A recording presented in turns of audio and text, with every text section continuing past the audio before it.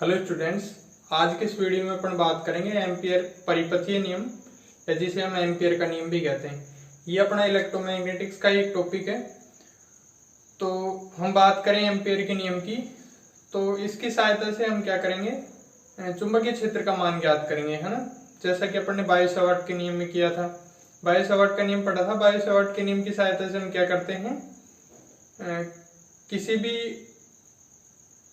चालक तार में जब विद्युत धारा प्रवाहित होती है या कुंडली में धारा प्रवाहित होती है तो उसके कारण जो चुंबकीय क्षेत्र उत्पन्न होता है उसका मान अपन ने बायो-सावर्ट के नियम से निकाला था। ठीक इसी तरीके से हम यहाँ पे एम्पियर के नियम का उपयोग करने वाले हैं चुंबकीय क्षेत्र का मान ज्ञात करने के लिए। ठीक है, तो अब यहाँ पे ये सवाल उठता है कि भाई जो बायो-सावर्ट का नियम है उससे हम चुंबकीय क्षेत्र का मान निकाल सकते हैं, तो ये एम्पियर का नियम जो है उसकी जरूरत क्यों है या फिर इसका उपयोग हम कहाँ करें। तो इस बात को हम कनेक्ट कर सकते हैं जब अपन ने इलेक्ट्रोस्टैटिक्स पढ़ी थी, यानी कि अपन ने पहले से चौथा पार्ट जब पढ़ा था तो पहले पार्ट में अपन ने कूलाम का नियम पढ़ा और उसके बाद में जो है दूसरा पार्ट जो है उसमें अपन ने क्या पढ़ा था, गाउस का नियम पढ़ा था। तो पहले पार्ट में अपन ने कूलाम का नियम पढ़ा, कूलाम के नियम से अपन विद्युत क्षेत्र का मान निकाल सकते हैं। ठीक है, लेकिन अपने को जब आवेश की ऐसे सममितता मिलती है, आवेश का कहीं वितरण मिलता है, एक समान रूप से वितरण मिलता है आवेश का, तो हम वहां पर कूलाम का नियम उपयोग कूलाम का नियम उपयोग ना करके और गाउस का नियम उपयोग करते हैं। यानी कि कूलाम के नियम से अपने को जो इलेक्ट्रिक फील्ड का जो फॉर्मूला मिला था वो अपन यूज नहीं करते, अपन किसका यूज करते हैं, वहां पे गाउस का नियम का उपयोग करते हैं। ठीक इसी प्रकार से यहाँ पे अगर विद्युत धारा की अपने को सममितता मिले, ठीक है, तो हम क्या करेंगे, बायो-सावर्ट के नियम के स्थान पर एम्पियर के नियम का उपयोग करेंगे। ठीक है, अब ये विद्युत धारा की सममितता क्या है ये बात भी अपने को समझ में पड़ेगी जब अपन इस नियम को धीरे धीरे पढ़ते हुए आगे चलेंगे, तो ये बात अपने को समझ में आएगी। देखो, एम्पियर परिपथीय नियम की बात करें अपन, तो एम्पियर परिपथीय नियम क्या होता है। तो एम्पियर के नियम के अनुसार किसी भी बंद पथ या बंद लूप के अनुदिश चुंबकीय क्षेत्र का जो रेखा समाकल है उसका मान उस बंद लूप या बंद पथ द्वारा परिबद्ध क्षेत्रफल से गुजरने वाली धाराओं के म्यू नॉट गुणे के बराबर होता है। ठीक है, नोट कर देता हूं मैं इसको।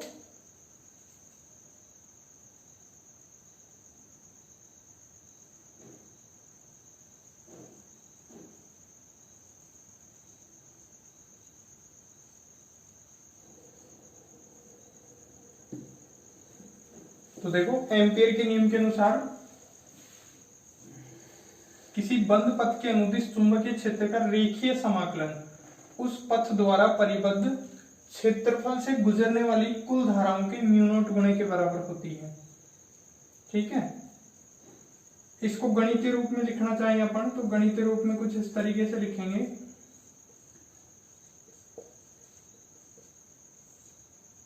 चुंबकीय क्षेत्र का रेखीय समाकलन क्या होता है, बी डॉट डीएल। ठीक है, ये किसके बराबर होगा, उस पथ द्वारा परिबद्ध क्षेत्रफल से गुजरने वाली कुल धाराओं। अच्छा, कुल धाराओं को मान ले अपन समेशन आई, इसको समेशन कैपिटल आई लिख सकते हैं, समेशन स्मॉल आई लिख सकते हैं, के म्यू नॉट गुणे के बराबर होता है। ठीक है, म्यू नॉट क्या होता है, निर्वात की चुंबकशीलता, ये अपन ने पढ़ रखी है। ठीक है, इसके बराबर होता है। तो यहाँ पे ये जो टर्म है हमारे पास में बी डॉट डीएल, ये कहलाता है चुंबकीय क्षेत्र का रेखीय समाकलन।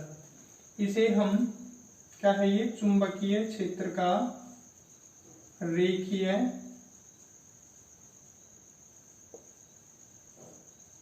समाकलन या परिसंचरण,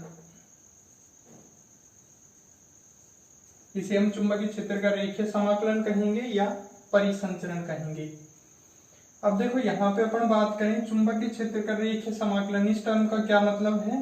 ठीक है, और हम इस नियम की सहायता से चुंबकीय क्षेत्र का मान किस तरीके से ज्ञात करेंगे ये भी देखेंगे। तो देखो, सबसे पहले बात करते हैं अपन इस टर्म की। तो यहाँ पे हमने लिखा है बी डॉट डीएल, ठीक है। तो हमें क्या करना होता है, जैसे इस नियम का जब अपन उपयोग करेंगे तो कोई भी हमारे पास में विद्युत धाराओं का जो वितरण होगा उसमें अपन एक सममित बंद लूप की, है ना, बंद पथ की कल्पना करेंगे, ठीक है। और उसमें उस लूप के अनुदिश चलते हुए उस लूप को हम छोटे छोटे अल्पांशों में, हमने यहाँ पे मान लिया डीएल अल्पांश में हमने उसको विभाजित किया और बी डॉट डीएल करते हुए उस पूरे पथ के लिए अपन इसका मान निकालेंगे, बी डॉट डीएल का मान निकालेंगे, ठीक है। तो उसको अपन नाम देंगे क्या, चुंबकीय क्षेत्र का रेखीय समाकलन, है ना। पूरे उस बंद लूप के लिए जब अपन बी डॉट डीएल का मान निकालते हैं तो उसे हम कहते हैं चुंबकीय क्षेत्र का रेखीय समाकलन अथवा परिसंचरण, ठीक है। अब यहाँ पे मैंने ये जो समाकलन का चिन्ह, आप लोग जानते हैं ये जो चिन्ह है ये किसका चिन्ह है, समाकलन का। इसके ऊपर मैंने एक ये छोटा वृत्त बनाया है, इसका मतलब है बंद पथ के लिए या लूप के लिए समाकलन, ठीक है। अब देखो यहाँ पे अपन समेशन आई की अगर बात करें तो समेशन आई यानी कि धाराओं का योग, अपने को कौन सी धाराओं का योग यहाँ पे काम में लेना है, उस पथ द्वारा परिबद्ध क्षेत्रफल से गुजरने वाली कुल धाराओं का हम क्या कहते हैं, समेशन आई, ठीक है। तो देखो यहाँ पे जैसे इस तरीके से मान लो ये हमने कोई एक ये बंद लूप लिए, ठीक है, और इसमें से इस तरीके से हमने जैसे ये बंद लूप लिया और इसमें जो डीएल हम वेक्टर ले रहे हैं वो इस डायरेक्शन में चलते हुए ले रहे हैं, ठीक है ना, ये इस डायरेक्शन में, तीनों में ही सेम कंडीशन मान लेते हैं अपन। और इनमें जो धाराएं हैं वो इस तरीके से प्रवाहित हो रही हैं, मान लिया I1, ठीक है, ये I2, ये और मान लेते हैं I3, ठीक है। इसमें से धारा प्रवाहित हो रही है I, ठीक इसी तरीके से यहाँ पे अपन बात करें ये धारा प्रवाहित हो रही है I, ठीक है। अब यहाँ पे अपन समेशन आई की बात करें तीनों के लिए, ये तीनों जो अपन ने पथ लिए हैं तीनों पथों के लिए समेशन आई की अगर अपन बात करते हैं तो देखो यहाँ पे अपने को I1, I2, I3 तो तीन धाराएं मिल रही हैं, यहाँ पे एक धारा है, यहाँ पे भी एक धारा है, ठीक है। अब हम समेशन आई का मान किस तरीके से निकालते हैं, तो देखो अपने को करना क्या रहता है, जो अपन ने लूप कंसिडर किया है, अब देखो ये लूप जरूरी नहीं है कि वृत्ताकार ही हो, किसी भी आकृति का हो सकता है, है ना। अपने को लेना क्या है, बंद लूप लेना है, ठीक है। अब यहाँ पे अपने को दाहिने हाथ के अंगूठे का नियम लेना है, काम में लेना है। और इसमें अपन क्या करेंगे, लूप में जिस डायरेक्शन में अपन डीएल वेक्टर मान रहे हैं, है ना, मतलब जैसे मान लो अपन को क्या करना है, इस ये जो लूप लिया है अपन ने, ये जो बंद पथ लिया है इसमें छोटे छोटे अल्पांशों से मिलकर बना मानेंगे इसको, और एक छोटा सा अल्पांश लिया अपन ने डीएल वेक्टर। तो जिस डायरेक्शन में अपन डीएल वेक्टर को लेके चलेंगे इस तरीके से, उस डायरेक्शन में अपने को उंगलियों को रखना है और उससे बाहर की ओर, ठीक है, अंगूठे की दिशा में जो धारा होगी, है ना, उस धारा को तो अपन लेंगे पॉजिटिव, और जो अंगूठे की धारा की विपरीत दिशा में मिलेगी उस धारा को अपन क्या लेंगे, नेगेटिव लेंगे। ये बात है कब की, जब एक से अधिक धाराएं हों, ठीक है ना। अब यहाँ पे अपन बात करें तो देखो यहाँ पे I1 और I3 इसको तो अपन लेंगे क्या, पॉजिटिव। मैं समेशन आई का मान लिख रहा हूं इसके लिए, समेशन आई, तो I1 plus I3 minus I2 की डायरेक्शन इस I1 और I3 के क्या है, विपरीत है। यहाँ पे अपन बात करें तो यहाँ पे देखो समेशन आई का जो मान है वो किसके बराबर है, कैपिटल आई के। अच्छा यहाँ पे समेशन आई की बात करें अपन तो यहाँ पे समेशन आई क्या है,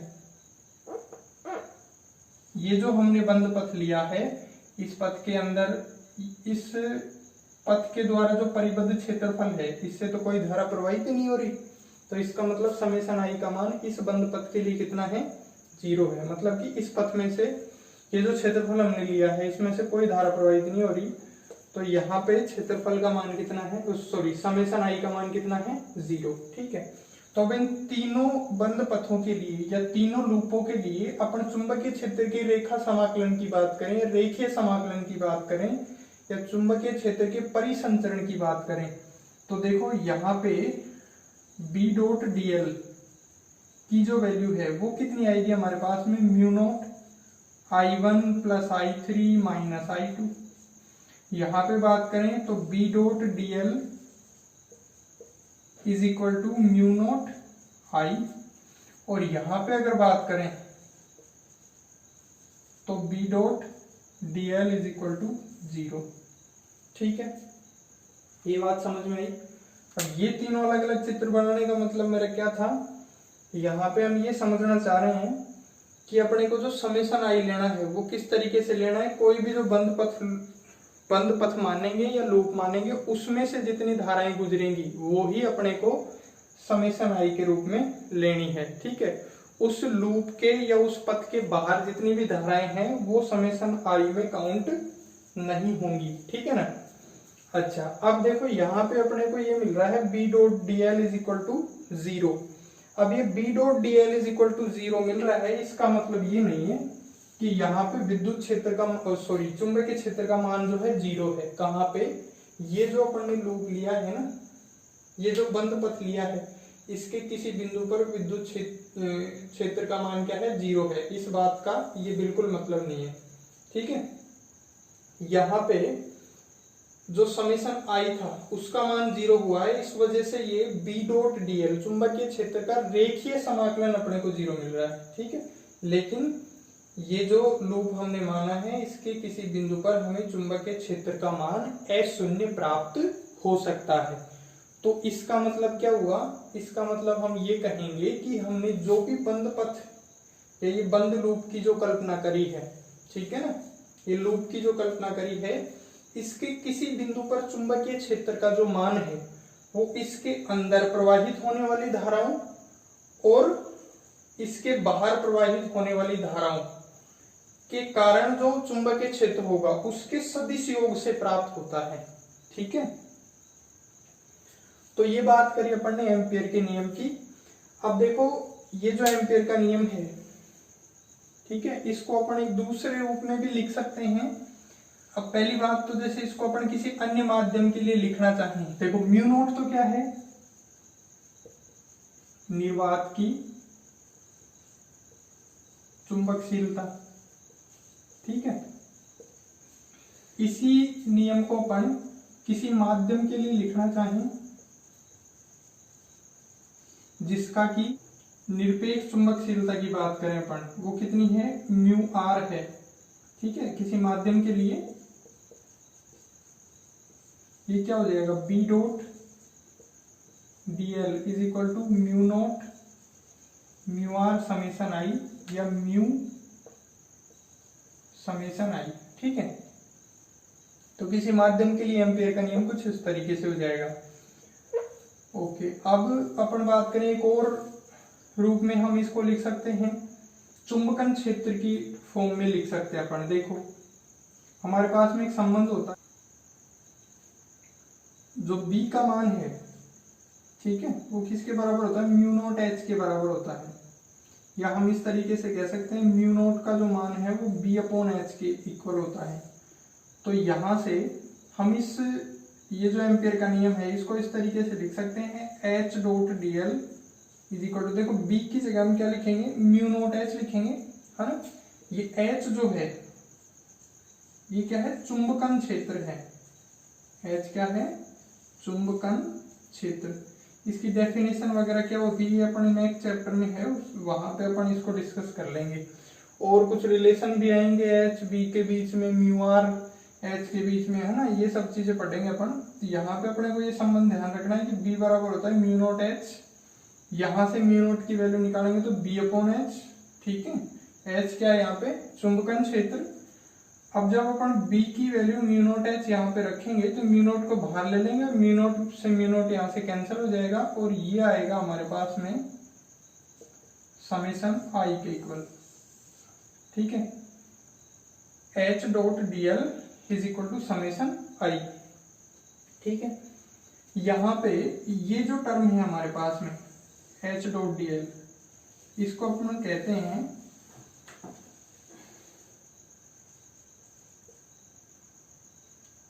मैग्नेटोमोटिव फोर्स, यानी कि चुंबकन वाहक बल। ठीक है, इसको अपन कहते हैं मैग्नेटोमोटिव फोर्स। ठीक है, इसका जो मात्रक है, देखो ये जो टर्म है हमारे पास में, ठीक है, इसका जो मात्रक है वो क्या होता है, एम्पियर। ठीक है, तो इसकी टर्म एक एम्पियर का जो नियम है उसका एक रूप ये भी हो सकता है, H dot D l is equal to integration of H dot D l is equal to summation i. ठीक है, तो ये बात थी एम्पियर के नियम की। अब देखो यहाँ पे ये जो एम्पियर का नियम अपन ने पढ़ा है, एग्जाम में यहाँ से सवाल किस तरीके से आ सकता है, देखो बड़े क्वेश्चन के अंदर भी ऐड होके आ सकता है। ठीक है, तो कुल मिला के अभी ये जो पढ़ने पड़ा है, ये इसमें से कुछ भी अपने से पूछा जाएगा तो वो एक नंबर में पूछा जाएगा। देखो क्या क्या अपने से डायरेक्टली एम्पियर का परिपथीय नियम पूछा जा सकता है कि भाई एम्पियर परिपथीय नियम क्या है, लिखिए उसको। ठीक है, तो अपन इसकी डेफिनेशन लिख देंगे, साथ में गणितीय रूप भी लिख देंगे। कई बार अपने से केवल एम्पियर का परिपथीय नियम पूछा जाता, केवल अपने को गणितीय रूप पूछा जाता है तो अपन ये गणितीय रूप लिखेंगे, साथ में इसमें मेंशन भी करेंगे कि भाई ये B D l mu naught summation i ये सब क्या है। ठीक है, तो इस तरीके से ये पूछा जा सकता है अपने से। और ये दो क्वेश्चन बढ़ते हैं इसमें। ठीक है ना, अब अपन जैसे इसकी बात करें कि ये जो एम्पियर का नियम है ये अपन अप्लाई करेंगे, किस तरीके से अप्लाई करेंगे, तो देखो हमारे पास में तीन शर्तें हैं, उन तीन शर्तों में से या तो एक या एक से ज्यादा या दो शर्तें कम से कम लागू होनी चाहिए। देखो पहली शर्त तो क्या है, जैसे सबसे पहली बात तो ये है कि जैसे अपन जो भी कोई लूप ले रहे हैं ये, ठीक है, इसमें क्या होनी चाहिए, सममितता होनी चाहिए। सममितता होने का मतलब ये है कि जैसे लूप के किसी भी पॉइंट पर, यानी कि हम ये कह सकते हैं लूप के प्रत्येक पॉइंट पर, प्रत्येक बिंदु पर चुंबकीय क्षेत्र समान होना चाहिए। ठीक है, मतलब लूप इस प्रकार का ही कंसिडर करेंगे अपन, या फिर ऐसी कोई धारा वितरण मिल रहा है अपने को जहां पे लूप इस प्रकार का बनाया जा सकता है कि उस लूप के प्रत्येक बिंदु पर चुंबकीय क्षेत्र का मान समान है, उसी के लिए अपन ये एम्पियर का नियम अप्लाई कर सकते हैं। ठीक है, पहली बात तो ये, तो यहाँ पे ये बात अपने को ध्यान रखनी है कि भाई लूप जो होगा उसके प्रत्येक बिंदु पर चुंबकीय क्षेत्र का मान समान होगा, ऐसा अपन लूप इसमें लेंगे और ऐसा लूप कोई बनेगा तभी एम्पियर का नियम जो है अप्लाई होगा। दूसरी बात ये कि जो बी डॉट डी एल अपन ने लिखा है, तो जाहिर सी बात है बी डॉट डी एल को अपन खोलेंगे तो B D L cos theta. ठीक है, ये थीटा क्या है भाई, बी और डी एल के बीच में कोण। तो दूसरी और तीसरी शर्त ये है, दूसरी शर्त तो ये है कि थीटा या तो 0 डिग्री हो, और तीसरी शर्त ये है कि थीटा या 90 डिग्री हो। ठीक है, तो नंबर एक शर्त तो ये कि लूप इस प्रकार का हो कि जो लूप का प्रत्येक बिंदु है उस पर चुंबकीय क्षेत्र का मान क्या हो, एक समान। दूसरी शर्त ये है कि बी और डी एल के बीच में कोण कितना हो, 0 डिग्री। तीसरी शर्त ये है कि बी और डी एल के बीच में कोण कितना हो, 90 डिग्री हो। ठीक है, तो इनमें जैसे ये पहली शर्त, ठीक है, और इन दोनों में से कोई एक शर्त, तो इस तरीके से ये शर्त जब लागू होंगी तभी एम्पियर का नियम जो है हम कहीं अप्लाई कर सकते हैं। ठीक है, तो ये सारी बातें थी एम्पियर के नियम की।